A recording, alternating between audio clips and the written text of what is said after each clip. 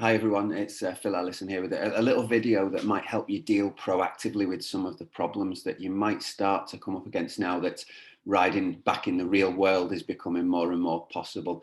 With time trial season starting at the Easter weekend a couple of days ago, it's becoming more apparent now that perhaps the training zones that we've set from indoor FTP tests are not quite as accurate as we need them to be in the real world. Now, obviously, if our power data or even heart rate data doesn't carry over very well from the turbo trainer to the real world, then we can be setting ourselves up for failure by having zones that are inaccurate and asking too much or even occasionally too little of us during our training. And obviously it can lead to problems in racing if we're expecting too much of ourselves.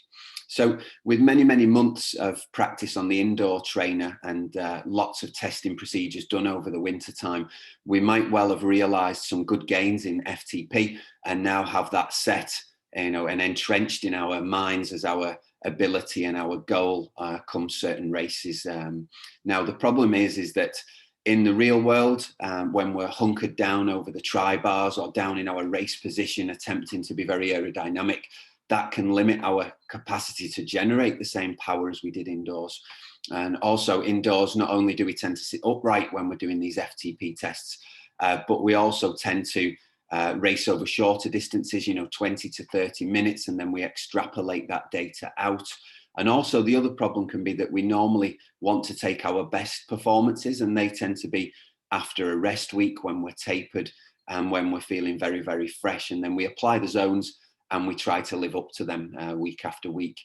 And now that we've got the ability to ride outside a little more as the weather improves and racing prospects are on the horizon, I think it's important that we look to actually find out what our FTP is, or CP, critical power, out in the real world. And one of the best ways to do it is probably to actually ride in your race position for around about an hour and see what power you can actually generate and what your heart rate average is for that time. So it's real world, and it's very valid for your racing, for triathlon and time trialing.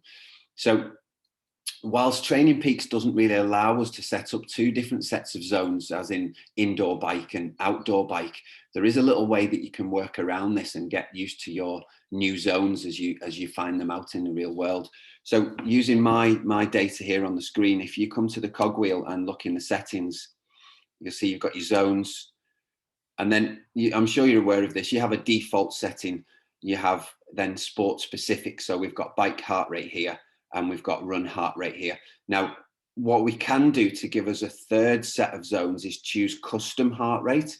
So we can select custom from a list of possible sport types and then input our threshold heart rate and choose to work out the zones. And then it will come up with these populated zones, the same as we've got above for bike and for run. But what we could do then is just simply acknowledge that the custom setting is your outdoor bike setting. So this would be the real world data that you want to work towards when you're performing training sessions and races out in the real world, which hopefully is going to be more and more. So simply all you do is you go to add activity, and then you choose from the drop down custom, which we've done above, and then we select that.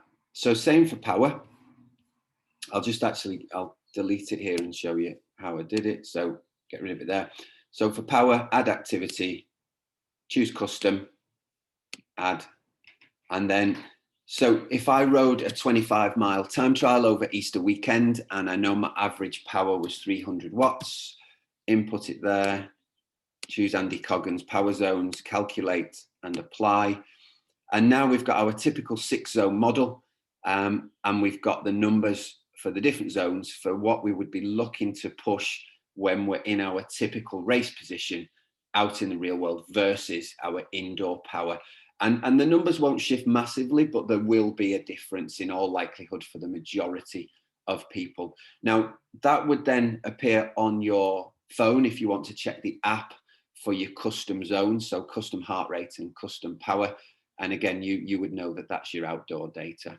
You could possibly do the same for pace. As you know, at the bottom of this setting screen, we use pace maybe for swimming, and we use it for running guidance.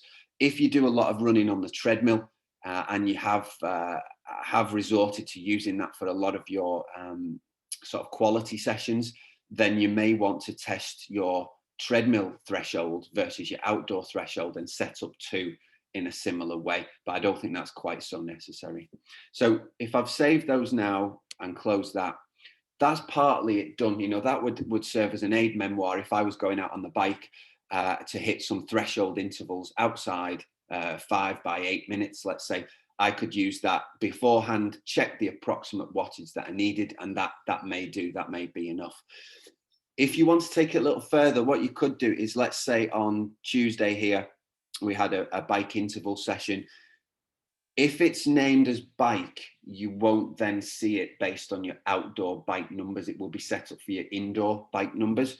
What you can do is create another workout if you wish, but instead of selecting it as a bike workout, if you now choose it as a custom workout, and if you want to go to this sort of depth of building the workout, if you build it here, base it on threshold power.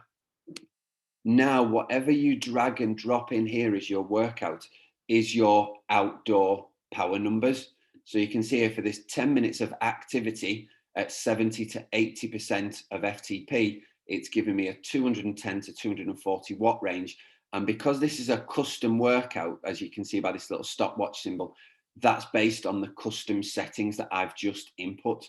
So I would then ride to that in the real world. Okay, so hopefully that gives you a little bit of guidance as to how you can hopefully prevent any issues with overtraining, perhaps, and with setting yourself goals that are not really achievable. We don't want to feel like a failure when we're not indeed failing. It's just that we don't really work in as accurately as we could do. So have a little think about that. If you want to fire me over any questions, please do, or have a word with your individual coaches about whether this is worth doing for yourselves. Okay, guys, cheers.